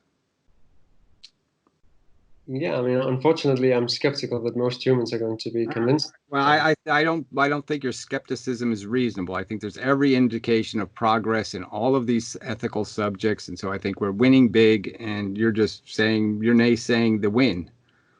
No, so I should actually clarify, and this is perhaps a good opportunity for me to plug my forthcoming book that I've just written, a book called Suffering Focused Ethics, Defense and Implications. So I very much have, basically defended the suffering focused views that I think, we all three of us share, and that also, so in particular, I defend a negative utilitarian view in one chapter, but more broadly, I make a case for why we should focus on reducing suffering in practice. But so, to clarify, I do agree with that argument, and I do also put that argument out there, but I don't expect that argument. I think it's the winning argument on an intellectual level, but unfortunately, I don't expect it to win at the social level, because I think people are going to be too resistant to accept it. And I think our best hope is to try to convince as many people as we can, but I'm not optimistic that that's ever going to be. Well, I just think that the naysaying about the likelihood is like saying to the first guy who went to the Colosseum with a sign that says, "This is cruel and stupid," okay, and stood up there with a sign, "This is cruel and stupid." And you're basically saying to him, well, you're wasting your time. They can't be taught. They're never going to learn. They can't figure it out. You're just wasting your time. I wouldn't have written the book I wrote. I mean, I wouldn't have written any books if that was my view, that we couldn't make a difference. But I don't think that we are. What you're defining as a difference, I'm really not interested in, frankly. That's like somebody's telling me that we fixed the feral cat problem, or we have enough of a right to die, that the job is done. We're there. We did it. No, these are not solutions. We either go for the solution, or I'm not really interested in the conversation. Again, I mean, making life better for a first few stinking humans is not really fixing anywhere close to the magnitude of the problem. So, what is this? This isn't anything. This is like saving goldfish in Nazi Germany. Let's go have a war to go save a couple of goldfish, and we'll say we did our job. I mean, this is, it's not even close to shutting the Colosseum down. So to clarify my view, I mean, my view is that we should try to reduce suffering as much as we possibly can. But I am just a lot more pessimistic about, I mean, or rather, I should clarify that again, the best we can do to reduce suffering probably does lie in minimizing the risk of worst case outcomes. And I think that's something that we shouldn't overlook. Again, it comes back to the expected value calculation of just how bad those very worst. So anti-natalists should waste their time doing papers on why nanotechnology shouldn't be allowed, or why nobody should be allowed to experiment on gene manipulation, or why we shouldn't cut the heads off pigs and keep them alive in space. I don't think those are constructive arguments that get to the core of the subject, that'll do anti-natalism any good whatsoever, is to be distracted by a bunch of superfluous, nonsensical, what could silly humans possibly do that's dumber than what they've already done? When the whole argument is how much have humans improved and how much closer are we getting to the real goal, which is to shut the Colosseum down. Well, but even if we've improved a lot, I mean, future progress is not guaranteed, and it's not guaranteed that we will avoid. I'm just saying there's no reason to believe there's anything in its way. So you're saying there's something in its way, and I'm saying there's absolutely no reason to see anything wrong with these trend lines. They're all in the right direction, and they're all well based on the fact that we are separating ourselves from fables. Human beings are separating themselves from fabulistic nonsense. It's happening more and more every day. We're winning that war, except the fact that the third world is way outbreeding the reasoned world, the educated world, and all of those brains are not going to be educated, and that's a real tragedy. Well, I think there are reasons for pessimism. For example, you see polarization increasing in many parts of the world. What good does this do the soldiers, right? I'm going to go invade Normandy tomorrow. I don't need you on my boat, okay? Captain, whoever. I don't need this pessimist who says there's lots of reason to think you're going to lose. You're just going to die on that beach. You guys can't win. You got too few soldiers. There's no way you're going to win. Okay, you don't have big enough tanks. You're outnumbered. You can't possibly win. What good is this? What good is this naysaying, nitpicking, you can't win argument? How does it in any way advance the cause? So yeah, I mean, how I would define winning is to, minimize risks of future suffering, like prevent future suffering. That's basically how I understand winning. Right. So you're not really an anti-natalist. You don't want to fix the problem. You just want to sit there and minimize it somehow. How can I minimize? Yeah, minimize the nuclear bomb, minimize the virus, minimize. You don't want the cure. You don't want the prevention. You're just after this. The thing is that we should prevent as much suffering as possible. Band-aid. Okay, fine. You're a Band-Aidite. Okay. I'm not a Band-Aidite, okay? I'm a cure or preventite. I have no interest in spending the rest of eternity putting Band-Aids on wounds that shouldn't exist. I mean, yeah, it would be ideal if there were no suffering in the world and if we could just turn it all down. But what I'm saying is that I don't see that as being... I mean, focusing on that, I don't think that's the best. You don't see that. That's the problem, okay? I don't see why you don't see that. When I'm saying every indicator is green light, green light, green light, green light, moving right up to the red button. And so there's like a runway with green lights and the red buttons at the end of the runway. All the green lights are on and we're heading right for it. Right, but so then that comes back to the earlier point that if we already headed there, then it's not necessarily much of a priority to push for it. I mean, we should worry about the scenarios where, there are red lights coming up, right? I mean, and where it's much, much worse than red lights, where things get much, much worse. And again, so if you're right about diagnosis... Obviously, working towards it helps blow the wind harder. So why would I just say, well, I think wind will knock it down by itself, okay? There'll be enough wind to knock it down by itself. Okay, I actually believe that. I actually do believe it's already in motion and people won't even have to believe in antinatalism to go extinct. I think the human race is going to sabotage itself in some way or another anyway. But that doesn't fix the animal problem. So again, without the humans, the animal problem can't be fixed. So that's not to my advantage. Human destruction is not to my advantage. Human construction is to my advantage. I need the humans to press the button. So they have to get to the end. They have to be integral to the process. So I can't just say the wind's going to blow human beings down. That's not going to solve my problem. I need the wind to be in the right direction, and I need to add to it. Right. So yeah. So again, coming back to what my perspective is. So I would argue that we should, or my view is that we should take the actions that prevent the most suffering possible. That is my view. And what the scenario and the actions that you just described, it is a relatively minor difference that you push slightly in that direction that you say that we're already going in. And what I'm saying is that we can potentially make a bigger difference by working on risks of things going very, very badly. So if we were both malaria people who wanted to fight malaria, we would obviously be in two different camps, because you're basically in the let's make a whole bunch of netting to keep the mosquitoes off of people.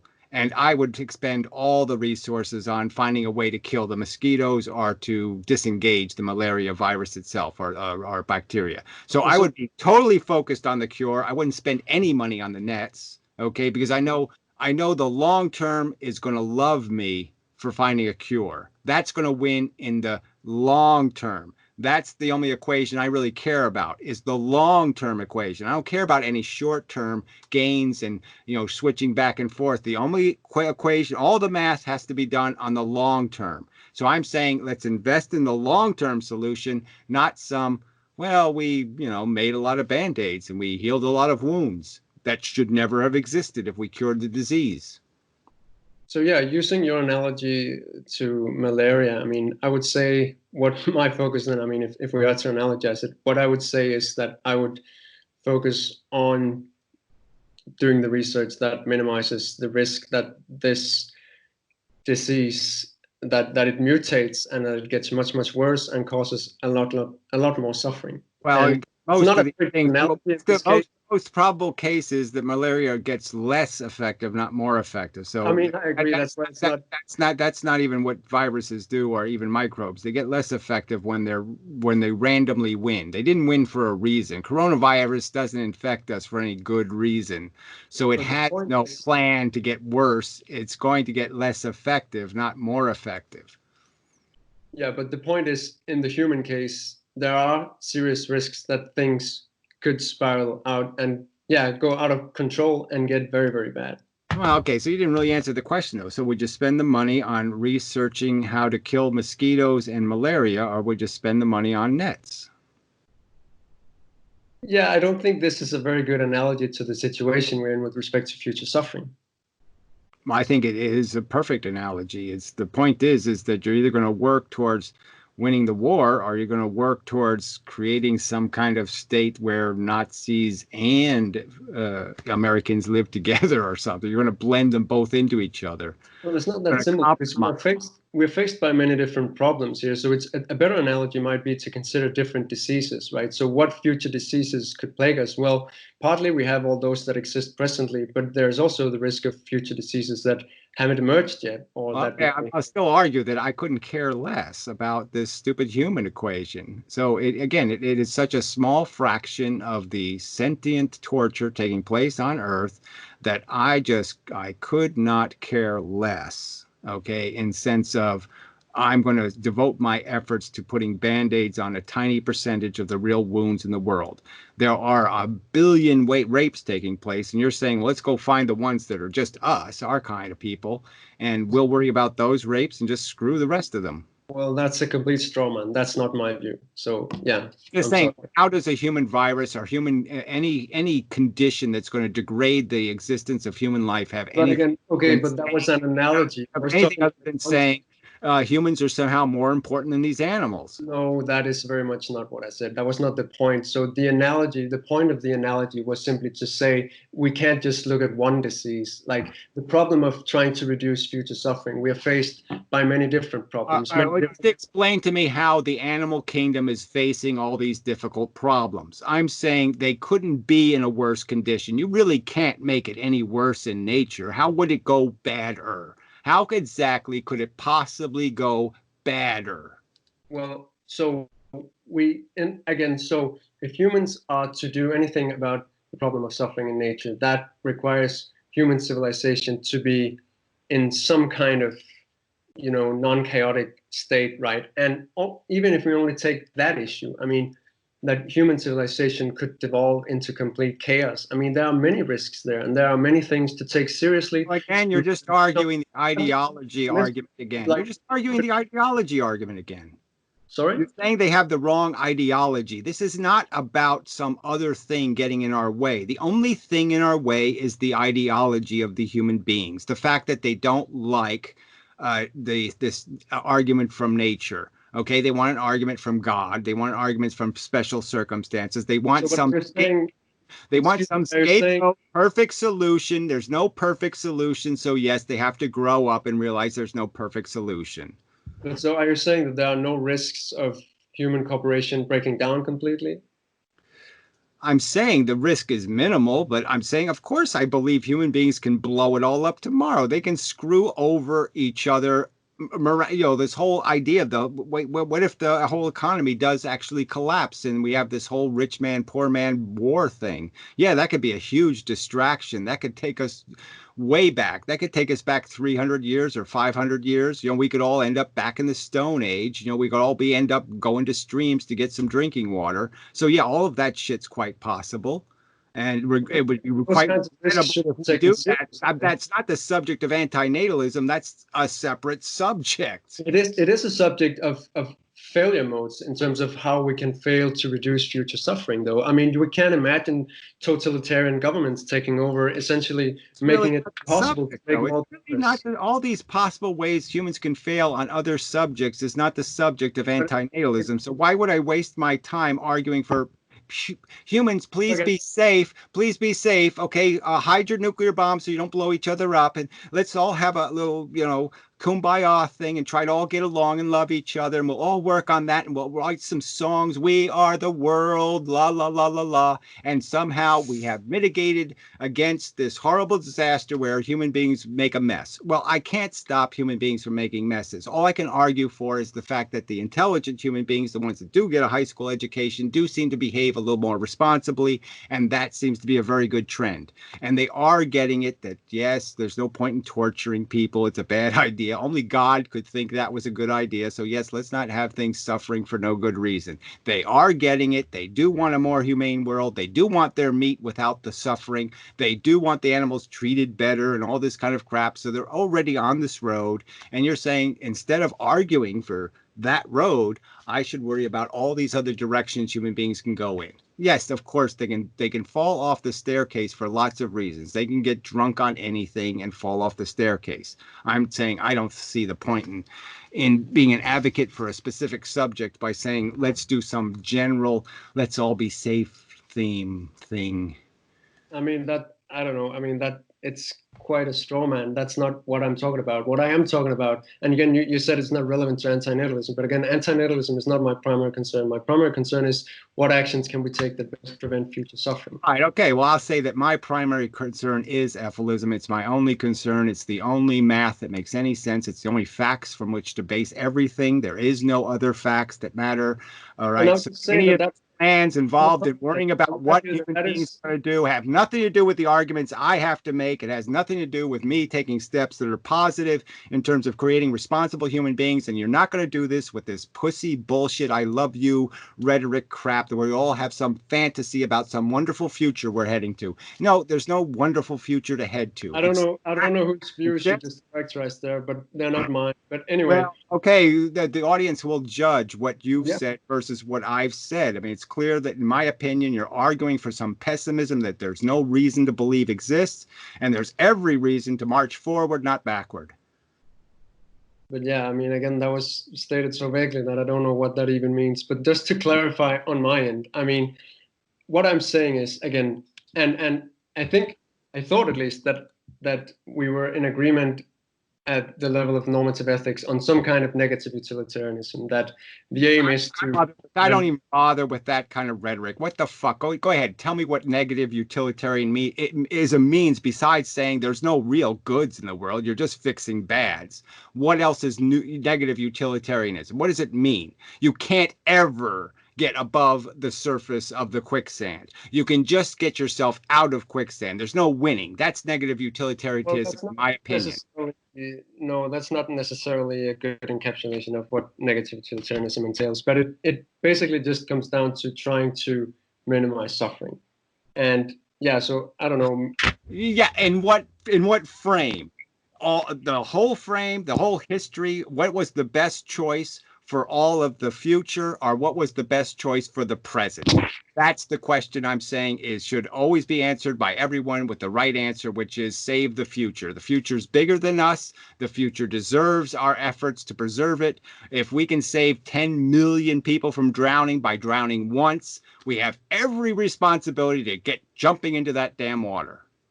So that would essentially be, yes, the implication of negative utilitarianism. But my point is just that if we do have the view that we should minimize future suffering, then we have to be open-minded about how that's best done. And we can't just be, to assume certain answers and be dogmatic and overconfident about them. I mean, it's very much an open question how we can best reduce future suffering. And I think to deny that it's an open question, that is just... Okay, if I want to prevent drunk driving, how do I do it? I mean, there's certain things that are realistic. They're going to have something to do with drunk driving. And there's things you could do that won't have anything to do with drunk driving. So you're saying that I should make a political deal with, the Church of Latter-day Saints, because they have lots of members, and I can get them motivated, and I can do some political deals and blah, blah, blah, blah, blah. What I am saying is that all of this kind of minutia about strategy doesn't really have anything to do with it, because the strategy, the only thing you need to do is improve people's understanding. If they understand the subject, then they'll do the right thing. And the only thing in the way is their misunderstanding of the subject. So once they understand the subject of Earth isn't Three Bear stories and happily ever after stories and, Jeebus and Mohammed and all this other horse crap. As soon as they understand that's not the narrative here, that's not the game that's being played on Earth, they'll get it. Right. So I think we have here reached an impasse. I mean, so I just don't agree with that. I think that is, extremely unlikely that people are ever going to come around to that view. Right, because we all did it by magic. So all the other people out there who get it, who understand that there's a huge amount of pain and suffering that's completely unnecessary, and we're just justifying it because we're part of it. We're tyrannosauruses with big teeth, so we're saying big teeth are cool, and yes, everything needs to chomp chomp. We're just making rationalizations to defend the existence of our silly game we're playing because it's our silly game. Not because it's a good game, but because it's our silly game. And every anti-natalist who's already an anti-natalist already knows this. Every EFIList, let's say, already knows the argument I'm making here, right? And they know that it's obvious. It's not hard to see. It's right here in front of us. You could do the equation. I don't want to be born a slave. I don't want to be born a sea turtle getting pecked to death by a bird. I don't want to be born. I wouldn't let it happen to me. I wouldn't let it happen to a dog. I wouldn't let it happen to a Sasquatch. I wouldn't let anything have this fate of being tortured for a silly game.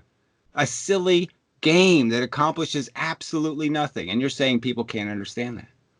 And I'm saying, oh, come on, it's too simple. The only thing that stops them from understanding it is belief in God or belief in unicorns. You get rid of those two things and the game is over. I do think that there's reason to believe that eventually there is a real potential for people to recognize the subject of antinatalism and EFILism. And I've said this in past shows and whatnot. I think there is a huge possibility that people will come to a point where they recognize it as sort of the final step in a civil rights movement, that there's really nowhere else to go from there with how you advocate for the elimination of harm. The civil right of not being imposed upon, of not as one sentient voice, of not further imposing on the animals. Ultimate mitigation. And I do think that that's if people do become more cognizant of that, the consequences of that, I think, could be really quite huge in getting a much, much, much larger strata of the populace to understand what we're saying. So I do think that there is reason to be less pessimistic about that understanding, because I think people can recognize this as a civil rights argument. I think they can recognize that it's really simple science. It's not that complicated. Me accepting that I'm no better than everybody else. My brain creates sensations. Other brains create sensations. And that some brains are trapped in a retarded, they're retarded brains. The animals are essentially retarded. And I should look at them as a bunch of retards eating each other. And what would I do if a bunch of retards were eating each other? I would stop it. I wouldn't sit there and let it happen. Just in relation to the point you just made, Amanda, so I would just say that, well, even if we concede that there's a significant probability that it will be something that most people agree with, I would still just argue that we need to take these other risks, these other future possibilities very, very seriously, and that we should address those. Well, I definitely don't support doing it badly. So I'm with you in the sense that, yes, I don't want to do this badly. So. But I also think it's not just about doing it badly. Sorry, it's also about just the possibility that we won't have control of the future, that things will spiral out, and that recent arguments will just completely take a back seat. And there are many ways in which this could happen. I understand what you're saying. I also think that the reality is either it's us trying to take some control of it, or it's allowing nature to take control of it. And there's only those two options. I think that's a false choice. I mean, especially so. Again, this here we speak as though it's like we are humanity and we can speak on behalf of humanity, but rather, I mean, humanity is not necessarily. Well, they're all reasoning machines. There was a line in your book, okay, that you didn't concede in your book, in my opinion, a simple fact. Our brains do work. Our brains are intended to see reality so we avoid real dangers, real lions, real tigers, real bears. We don't walk into trees. We learn how to do things the right way because our brain is intended to get the right answer. It is not built to get wrong answers. It's not built to be confused. It's built to get it right. It's built through logic. Okay, it's not built to be illogical. I think it is in many ways. I mean, here I would recommend listeners to check out the book, The Elephant in the Brain. I mean, there are so many ways in which the human mind is extremely logical, extremely inconsistent, and good at self-deception and just denying truths.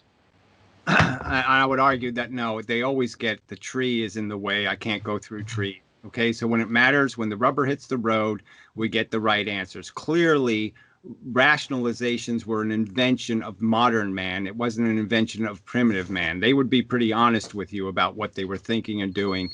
Modern man is the compulsive liar, the one making up excuses and rationalizations. So clearly people have made philosophical mush out of the universe and lied about its function. And it's that simple. And those lies are convenient. I will agree. All right. But that's a deliberate act. OK, that isn't the function. The function is to be logical. They're applying logic in the sense they're contriving theories that make their kind better. Our race wins. Our race is better than their race. They're justifying they're just rationalizing, and that's a crime we can commit, no doubt about it. But that can be fixed with education. Well, I don't know. I mean, I'm not seeing that happening at this point. But I don't know, maybe we're not progressing further. Dramatically. Like I said, the Colosseum as a broken down artifact is evidence that human beings can see it. Well, since I think we have reached a bit of an impasse and we are over the 2-hour mark, I think this might be a good time to end this. Do either of you have any closing thoughts? I just want to say, I guess thank you for taking part in this, for having me here. Yeah. Yeah, it's okay. I mean, like I said, after reading the book, I was, I just figured it's going to be contentious because I just saw it as, it's not grounded.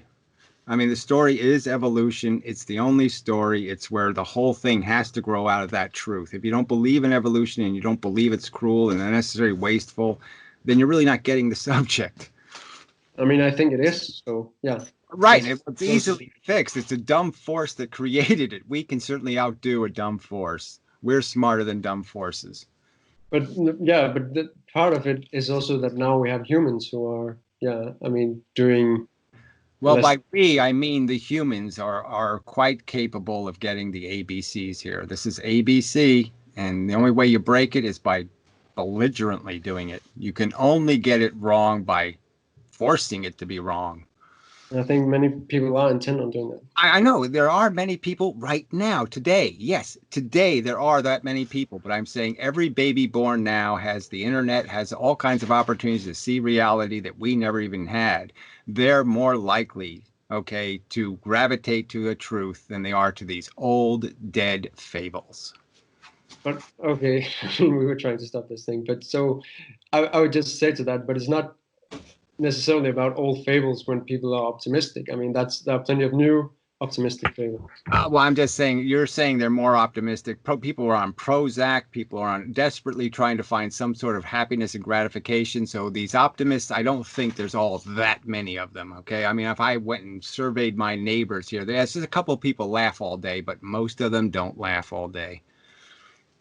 But yeah, in terms of people being unhappy, you could also say that then makes the selection pressure for optimistic memes all that more strong. I mean, to get selection pressure again. This isn't about evolution. This is about philosophy. Philosophy isn't evolving, so it's certainly not within the structure of DNA. We don't breed a philosophy. Not DNA, obviously, but it's acquired philosophy. We acquire philosophy, and I'm saying right now, if I put up 2 web pages, a silly religious page and a serious science page, I'm going to get more eyeballs on that science page than the religion page.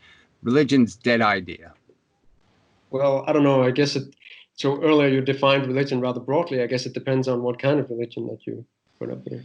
No, I think the only religion survives are in countries where they have no choice, where it's a theocracy. I don't think so. I mean, there's plenty of New Age stuff, right? And also, again, the optimism that we mentioned earlier. Well, there's plenty of New Age stuff, but I'm just saying by proportion, I think most of the people who are even gravitate to that are still seeking the truth, and they're just being fooled by carnival artists. They're being fooled by LIGO and fooled by CERN that they're doing all this fancy new physics and all these interesting things are happening, and they're just being fooled because they can't understand the details.